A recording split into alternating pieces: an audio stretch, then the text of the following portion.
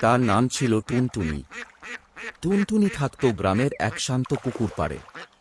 প্রতিদিন সকালে সে পুকুরে সাঁতার কাটত আর রোদ পোহাত। কিন্তু টুনটুনির একটাই দুঃখ, সে উড়তে পারত না, অথচ আকাশে উড়তে তার খুব ইচ্ছে করত।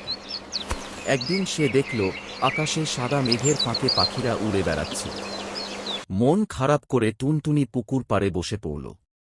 তখন এক বুড়ো কচ্ছপ এসে বলল, সবাই সবকিছু পারে না, কিন্তু সবারই নিজের বিশেষ ক্ষমতা থাকে। টুনটুনি ভাবল, সে তো খুব ভালো সাঁতার কাটতে পারে। সেই দিন থেকে সে পুকুরের ছোট মাছ আর বাচ্চা হাঁসদের সাঁতার শেখাতে লাগল। সবাই তাকে ভালোবাসতে শুরু করল।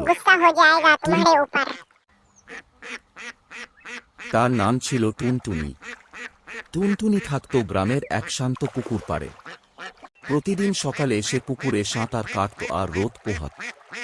কিন্তু টুনটুনির একটাই দুঃখ, সে উড়তে পারত না, অথচ আকাশে উড়তে তার খুব ইচ্ছে করত।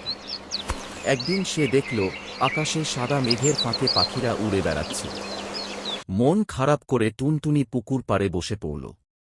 তখন এক বুড়ো কচ্ছপ এসে বলল, সবাই সবকিছু পারে না, কিন্তু সবারই নিজের বিশেষ ক্ষমতা থাকে। টুনটুনি ভাবল, সে তো খুব ভালো সাঁতার কাটতে পারে। সেই দিন থেকে সে পুকুরের ছোট মাছ আর বাচ্চা হাঁসদের সাঁতার শেখাতে লাগল। সবাই তাকে ভালোবাসতে শুরু করল।